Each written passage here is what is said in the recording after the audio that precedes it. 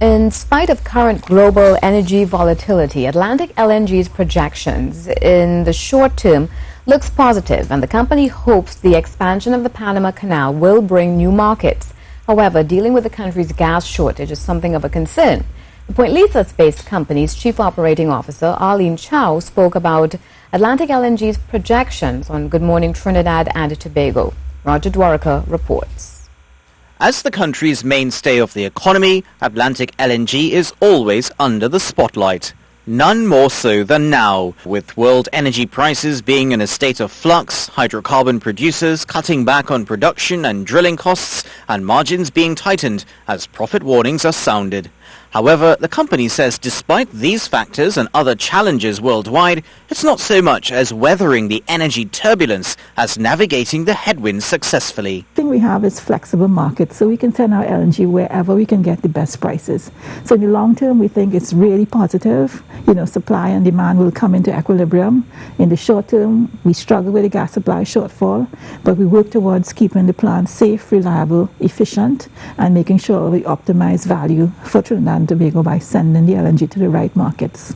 Recently, Atlantic LNG has been dealing with the gas supply shortfall, but Mrs. Chow told us they expect that to be rectified soon, with new supply lines coming in on stream, one of which is under rapid construction off Galeota Point, and the possibility of the Venezuela cross-border gas pipeline out of Dragonfield, 8 miles off Trinidad's north coast. And we don't expect it to go away till 2017 when Juniper, which is the BP field, comes on. So we will have a gas supply shortfall in the short term. In the long term, it looks positive. And you know about Venezuela and the cross-border.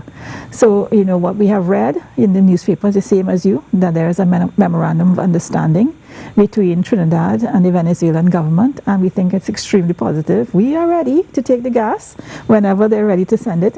The recently opened Panama Canal also presents a number of new possibilities for Atlantic, since bigger tankers can now pass through the waterway, resulting in huge cost reductions for LNG operators relating to transport, size of cargo, and access to new markets. These are huge, huge ships, okay?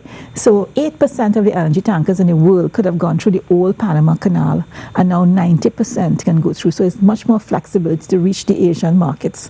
These things are huge, okay?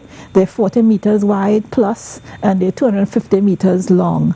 And if you saw some pictures that we sent for you, and you see that tug pulling through, there's very, very little clearance pulling these huge monsters through that canal. But it's important for us. We can reach the Asian market so much more quickly. We can reach Chile much more quickly.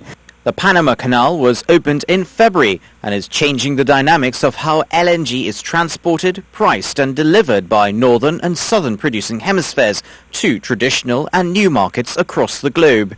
However, there's another fundamental that works into the new LNG Panama Canal equation, the rise of cheaper shale gas from the US being produced by Cheyenne Energy in Louisiana. That said, last Tuesday, Atlantic LNG filled the 135,500 CBM British tanker Merchant, which passed through the Panama Canal to its new Asia destination. Roger Dwaraka, C Energy News.